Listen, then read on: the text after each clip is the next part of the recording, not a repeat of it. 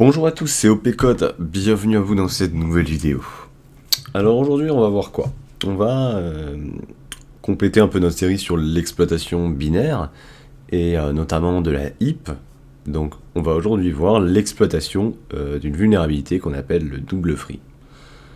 Alors, en réalité, un double free, qu'est-ce que c'est?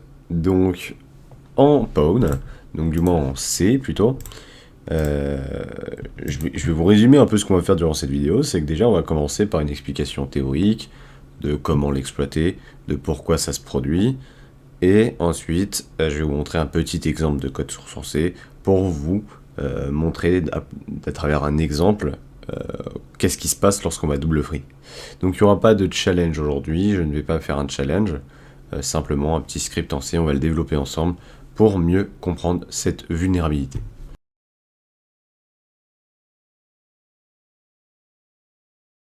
C'est qu'en fait, voilà, vous allez avoir donc votre premier malloc, d'accord, hein, on va avoir par exemple un char,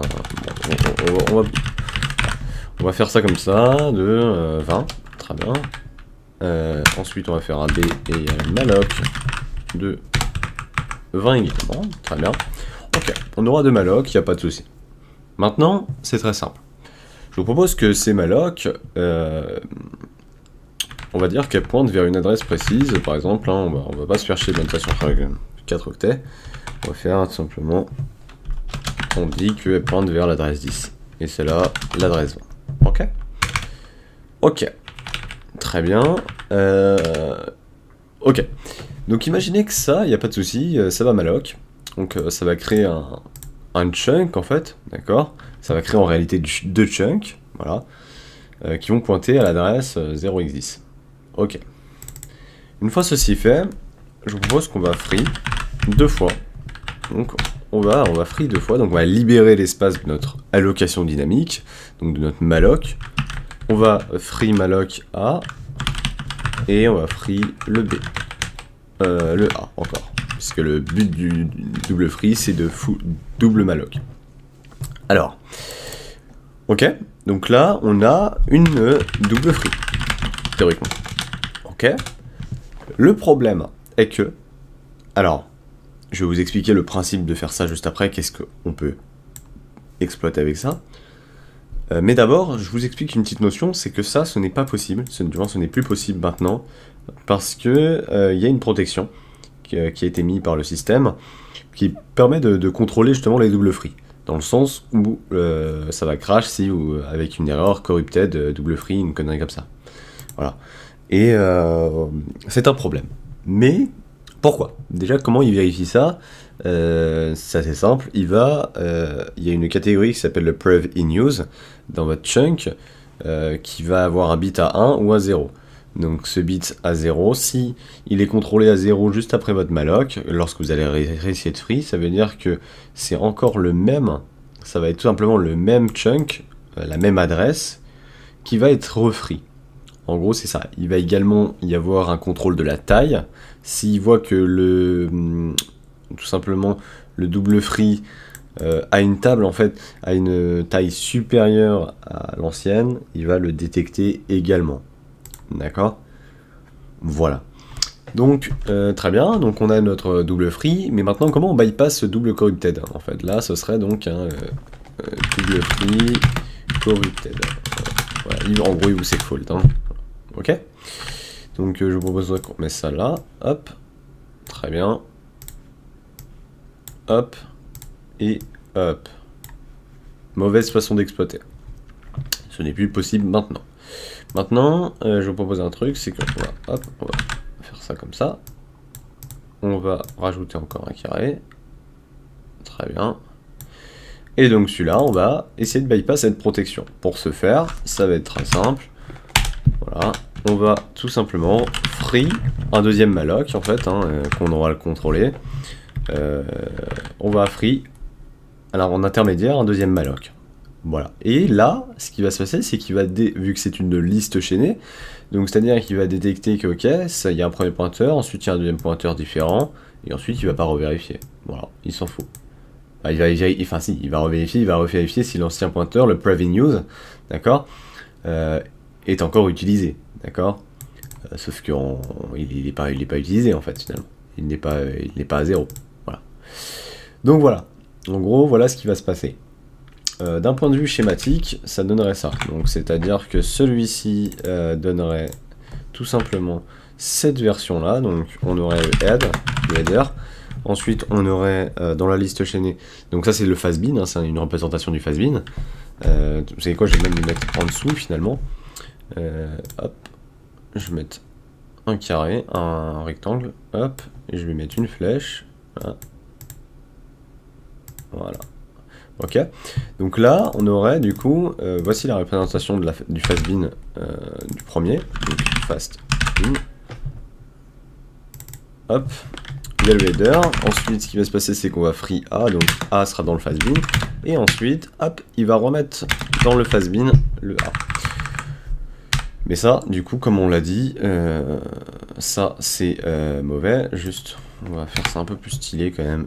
J'essaie de vous faire une représentation, un schéma un peu plus stylé quand même. Ce serait un peu mieux, je pense. Hop, on va faire ça comme ça. Hop. Et idem pour celui-là.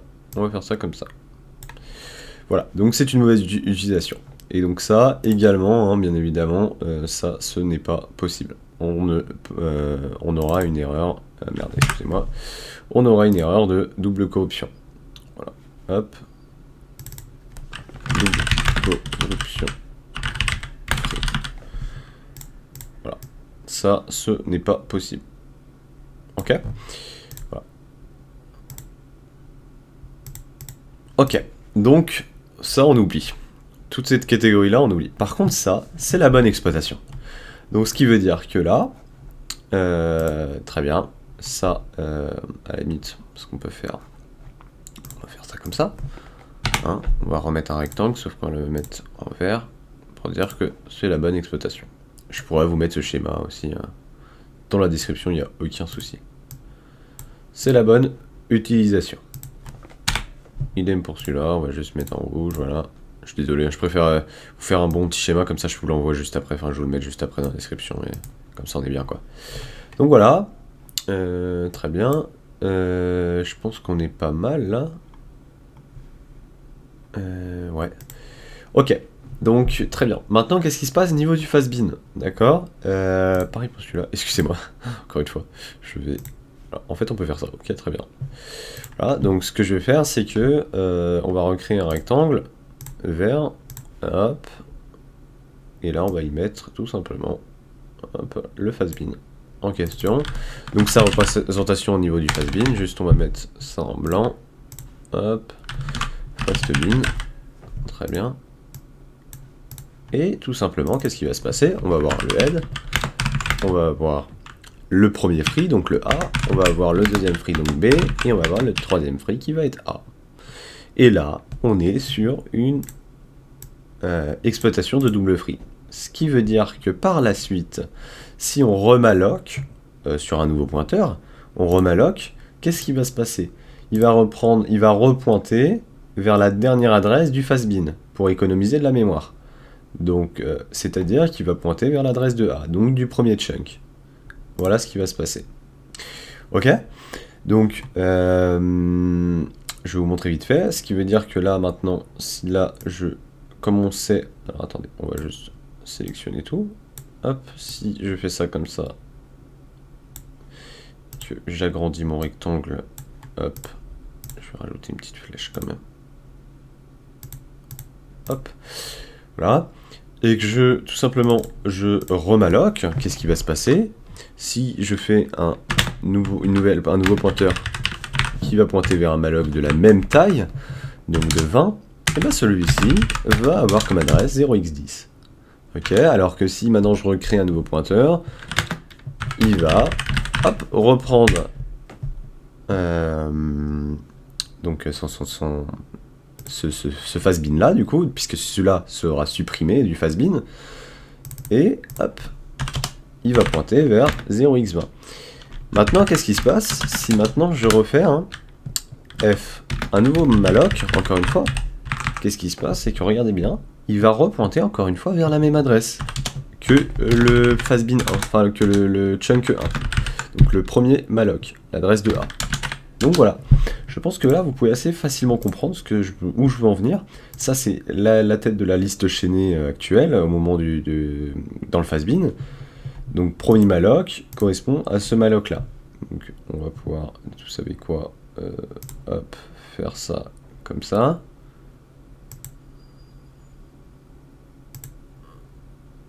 Hop, voilà. Ok, celui-ci correspond au premier malloc. Maintenant, celui-ci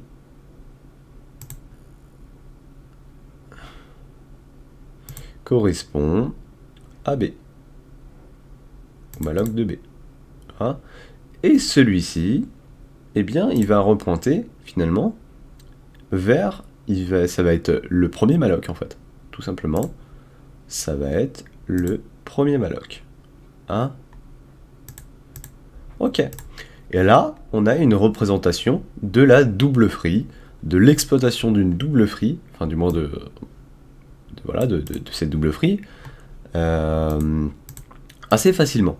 Voilà, je pense que avec ce petit schéma là fait en direct, vous avez pu comprendre d'un point de vue théorique comment cela fonctionne.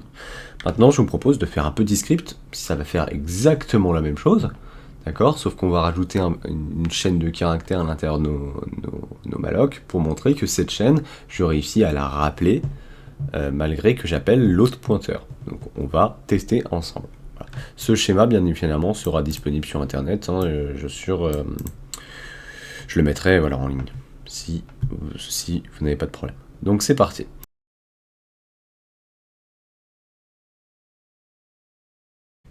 Donc voilà, on se retrouve pour la partie développement de notre algorithme.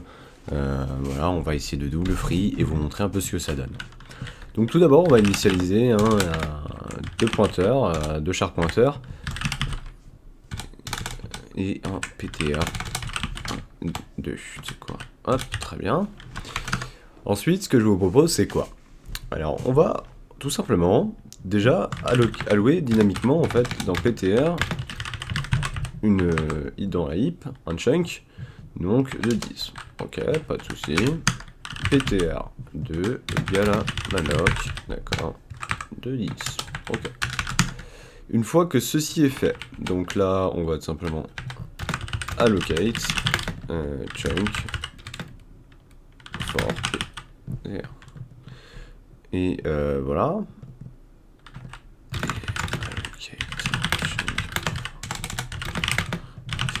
Ok, pas de souci jusqu'ici.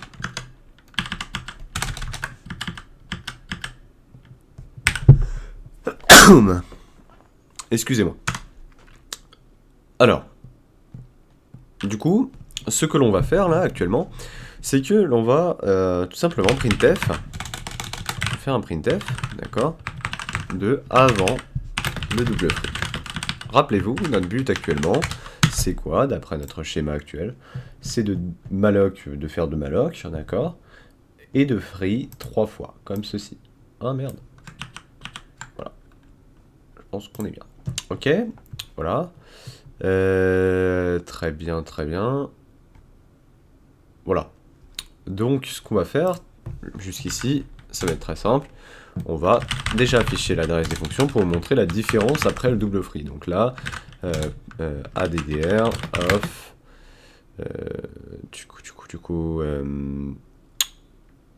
ptr, d'accord, %p, très bien, ptr, et voilà. Et on va faire ça, du coup, pour l'autre. Voilà. Très bien. PTR2. Et du coup, on a affaire à PTR2. Ok. Une fois que ceci est fait, je pense qu'on va pouvoir free normalement. On va free normalement et exécuter un peu notre binaire. Donc, on va faire un free de PTR ainsi que un free de PTR2. Très bien. Ok. Je pense qu'on est pas mal.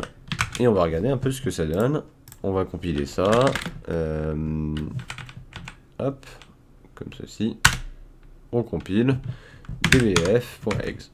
Non, ça c'est le mauvais. Excusez-moi. dbf.exe. Avant le double free, qu'est-ce qui se passe? Il alloue un chunk, pas de problème. Ok, on a notre fameux chunk, il n'y a pas de souci. Ok, de cette taille, ok, parfait. Maintenant, on a, comme vous pouvez le voir, en fait, on a fait la première étape, qui était donc de, finalement, allouer deux chunks. Donc, avec une adresse 0x10 et une adresse 0x20. Là, il a une adresse terminant par 80, et là, une adresse terminant par 98. Très bien. Ensuite, on a free, donc qu'est-ce qui s'est passé? C'est que là, on a free notre premier A, ensuite, on a free notre B, voilà ce qui se passe à la fin. Après, c'est terminé. Voilà, c'est tout ce qu'on a fait pour le moment. Ensuite, qu'est-ce qu'on va faire? On va devoir, du coup, double free. Donc là, on veut un contrôle sur notre pointeur 1, sachant qu'on a un contrôle sur notre pointeur 2. D'accord? Donc, qu'est-ce qu'on va faire? On va faire un PTR pour double free, pour bypass la double free corrupted, comme je vous l'ai dit juste ici. Voilà, on a bypass la double free corrupted. Ok. Excusez-moi pour mon accent anglais assez éclaté.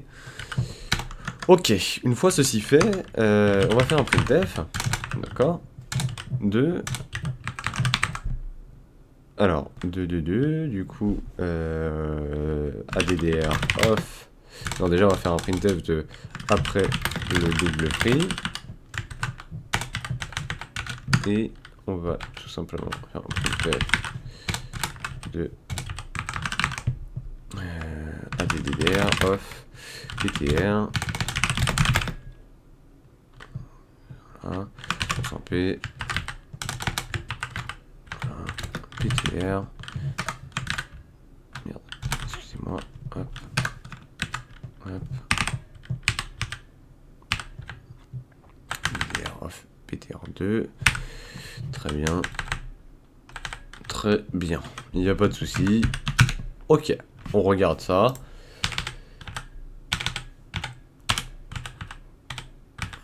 dbf.exe. Alors regardez bien.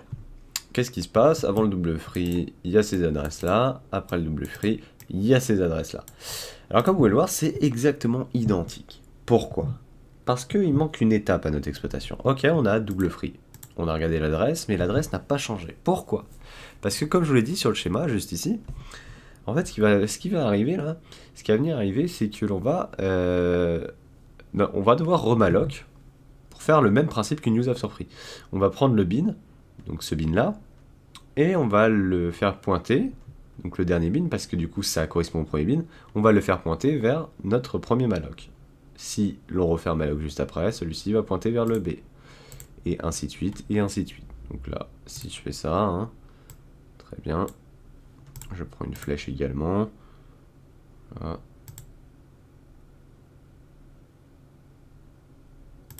Hop, et hop. Voilà. Très bien. Et ainsi de suite, et ainsi de suite. Voilà. Ok. Très bien. Donc, ok, on est bien. Maintenant, c'est parti. Donc, on va le faire. Donc, ce que je vous propose, c'est que là, on veut un contrôle sur PTR. Donc, ce qu'on va faire, c'est qu'on va réallouer. On va faire un PTR de 2 égale un malloc. Bon, hop, comme ça. Hop. Ok. Très bien. Allocate. C'est quoi? Allocate. Hop. PTR2. Ok. Très bien. On va vérifier qu'est-ce qui se passe.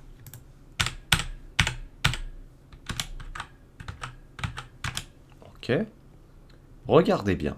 Après, donc avant le double free, l'adresse de PTR finit par 80. Et l'adresse de PTR2 finit par 98.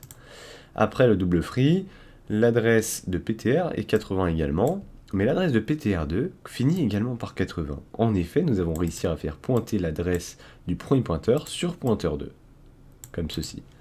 Ce qui veut dire que j'ai un contrôle total, d'accord, si j'ai le contrôle de PTR2, j'ai aussi le contrôle de PTR1. Pour vous prouver que c'est vrai, je vous propose, on va même copier en fait, on va faire la même copie, d'accord, à l'adresse de PTR2, et on va lui mettre un Brighton. Ok. ensuite, on fait un strlen de item. Par contre, ouais, faire ça comme ça. Et du coup, voilà. Ok, très bien. Donc, ok. Maintenant, ce que je vous propose, c'est que l'on va checker la valeur de PTR 2. Ok. Hop. Hop, excusez-moi. Voilà. Très bien, juste ça. Hop. Merde, je suis en insert, excusez-moi. Ok, très bien. On va juste un peu, voilà, écarter cela. Idem pour ça, voilà. Ok, donc là, on va prendre sa value. Hop, PTR2. Ok, on check ça tout de suite. Voir si ça a bien même copie dedans. Ok, on a bien même copie. Bon, faites pas, il a pas pris en compte le null byte, c'est pour ça, avec le strlen. On pourrait faire normalement un plus 1, il y aurait pas de problème. Hop.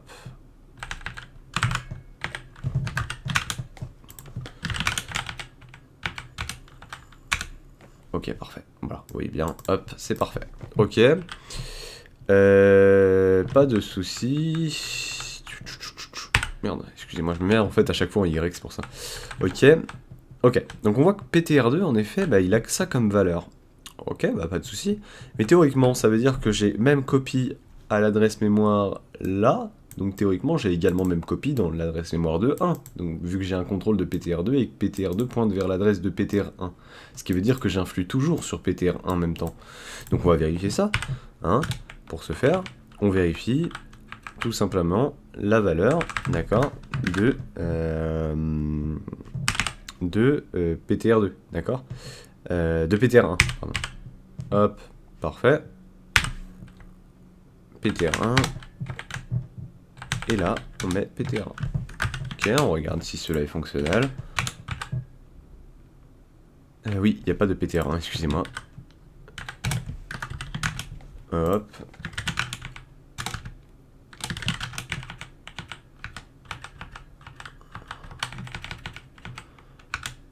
Regardez bien, PTR1 a la même valeur que PTR2.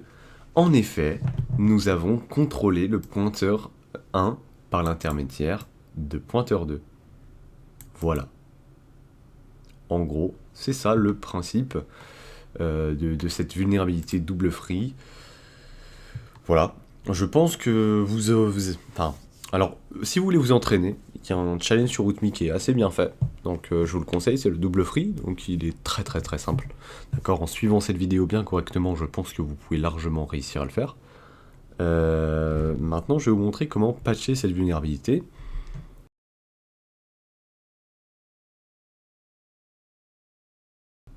En fait, il n'y a rien de plus compliqué, il n'y a rien de plus simple.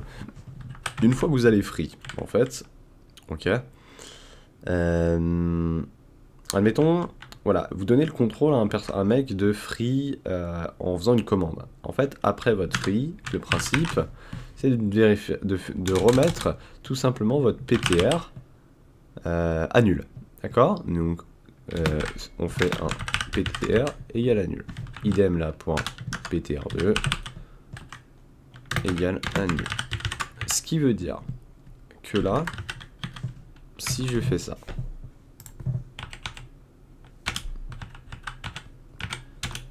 en effet, qu'est-ce qui va se passer? Ça ne fonctionnera pas. Pourquoi? Parce que on va essayer de free un pointeur qui est mis à nul, qui est remis à 0. Donc cela ne fonctionnera pas. Voilà, il faut simplement, après que vous ayez free, il faut mettre vos pointeurs à nul. Voilà tout, il n'y a rien de bien complexe à cela. Je pense que... mais je pense que c'est une très bonne vulnérabilité à prendre.